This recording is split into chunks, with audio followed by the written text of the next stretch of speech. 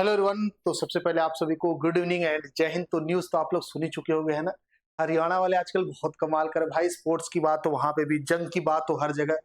अब मतलब दिन प्रतिदिन हरियाणा वालों से मोहब्बत अलग ही लेवल की होते जा रही। कुछ टाइम ऐसा आएगा कि जो हमारे पड़ोसी मुल्क या हमारे जो दुश्मन लोग हैं ना, वो हिंदुस्तान से तो बाद में डरेंगे, पहले हरियाणा वालों से ही डर जाएंगे। तो एक न्यूज निकल के आ रही है विकास यादव नाम के एक शख्स की, उसके बारे में हम डिस्कशन करने वाले इस वीडियो के अंदर। पूरा कंप्लीट एनालिसिस करेंगे, कौन शख्स था, ये क्या थे। तो सबसे पहले आपको पूरा सिनेरियो बता देता हूँ हुआ क्या था। आप लोगों को पता है एक नालायक है, कौन, इंटरनेशनल नालायक, जिसको लोग कुछ भी अलग अलग नाम से बोलते हैं। जस्टिन ट्रूडो जिसका नाम है, मतलब जिसने मुंह में बिल्कुल उल्टी लेके बैठा था, उगल दिया अभी कुछ दिन पहले और अपना कैरियर बर्बाद कर लिया। ये है प्राइम मिनिस्टर, प्रेसिडेंट बोल सकते हैं आप लोग, किसका? कनाडा का। अब क्या हुआ, कनाडा में ये एक शख्स था जो कि खालिस्तानी टेररिस्ट था, डेजिग्नेटेड था, मतलब बर्बाद आदमी कह दीजिएगा, जिसका कुछ काम नहीं था, जिसमें लोग कहते थे ये भाई साहब जो वहां के प्रेसिडेंट प्राइम मिनिस्टर जो भी है, ये क्लेम करते थे कि ये बहुत अच्छा आदमी था, मैकेनिक था ये वो। हालांकि बंदूक लेके घूमता था। शायद इनके यहाँ वही होता होगा कि इनका जो खान में रसोइया रसोइया जो खाना बनाने आता होगा, वो भी बंदूक लेके घूमता होगा, साहब एक डाल दे क्या है। तो कहने का मतलब ये डेजिग्नेटेड टेररिस्ट था, इसका हो जाती है मौत। एक संदिग्ध आदमी इसको मार देता है, नहीं पता किसको। और इस नालायक, मतलब जो भी बोल दीजिए, इसके पास कोई प्रूफ ही नहीं है। इसके पास कोई प्रूफ नहीं, किसने मारा, किसने मरवाया, कोई एक लिंक दे दो कि किसका फोन आया, किसके पास है, कुछ भी नहीं पता इसको। बस इसने बोल दिया इंटेलिजेंस है। भाई इंटेलिजेंस क्या है? इंटेलिजेंस तो मुझे मिली है। मुझे इंटेलिजेंस मिली है कि तू मेरा पॉकेट मारा था, यहाँ आया था जब D20 में। मैं इसका कुछ सबूत दिखाऊंगा तभी नहीं मारा जाएगा। हालांकि तू 10 रुपए चुरा के ले गया था हमारे यहाँ से, लेकिन कोई बात नहीं, इसको माफी दे देते हैं। अब सुनना बात क्या होती।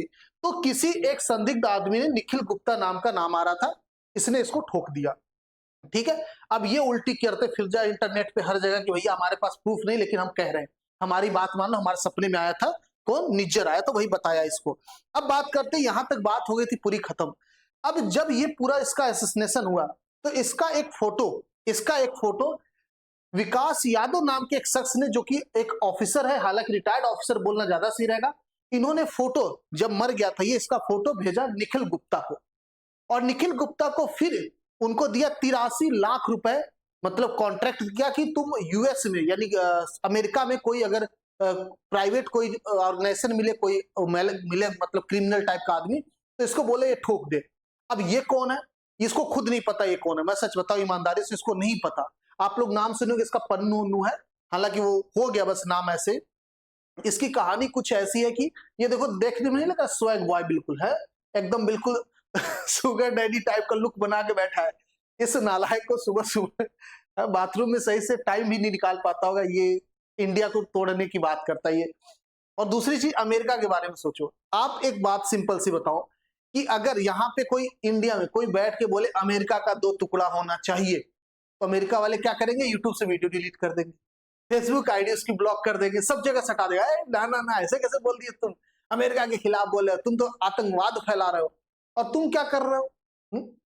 आपने सद्दाम हुसैन को मार दिया, किस बेसिस पे? बस इंटेलिजेंस रिपोर्ट, कोई प्रूफ नहीं मिला आज तक। ईरान वालों का झगड़ा आज तक उसी लिए चल रहा है। आपने मार दिया क्योंकि आपको इनपुट मिला था इंटेलिजेंस का, नो प्रूफ कहीं भी। कोई आदमी अगर पाकिस्तान में, इराक, ईरान में प्लान करता अमेरिका को उड़ाने का, तो तुम मार देते हो, अरे प्लानिंग कर रहा था। अबे नालायको, गधो, तुम लोगों को समझ में नहीं आ रहा? वहां बैठ के अमेरिका में चिल्ला रहा है कि 2 टुकड़े करेंगे, तो तुमको बहुत अच्छा आदमी लग रहा है। इतना ही अच्छा लग रहा है तो सभी अपने घर में शादी करवा लो सबसे बारी बारी इसकी। बहुत अच्छा दामाद बनेगा, जिंदगी बहुत अच्छा लगेगा ना। अब दामाद बनने लायक लुक भी दे रहा है तुम लोगों के, ठीक है। तो इसको दामाद बनाओ तुम लोग बैठा के, ये पन्नू है। अब क्या हुआ, विकास यादव जी ने कॉन्ट्रैक्ट दिया निखिल गुप्ता को, इन्होंने इसको क्रिमिनल को हायर किया कि भैया इसको ठोक दे, 83 लाख रुपए तेरे को मिलेंगे। और कुछ पैसे हो भी चुके थे। अब दिक्कत ये होगी, जिसको हायर किया था निखिल गुप्ता ने, वो खुद अमेरिका का इंटेलिजेंस निकल गया, क्योंकि अमेरिका में सारी चीजें हो रही थी, तो इसलिए वो पकड़ा गया मामला।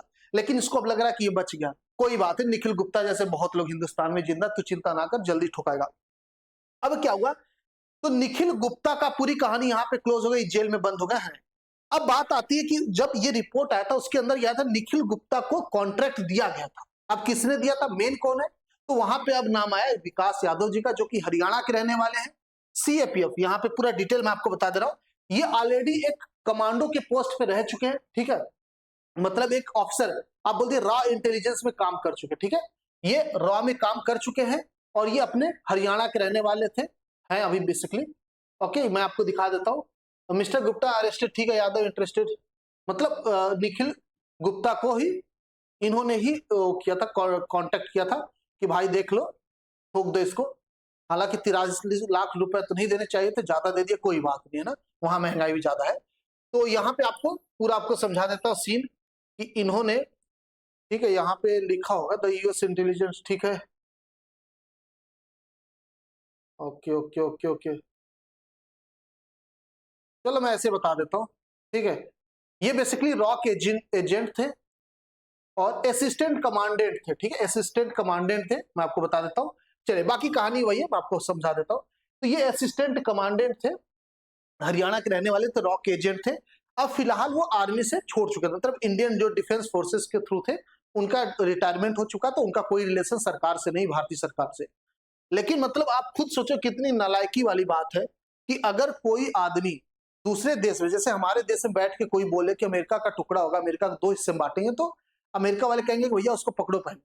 और वहां पे ये बैठ के नालायक, मतलब जो बाथरूम में शक्ल देख के अपना खुश हो जाता दिन भर, अरे वाह क्या हैंडसम लग रहा हूँ तो इस नालायक को बचा रहे वो लोग। तो मतलब ये डबल फेस अमेरिका का।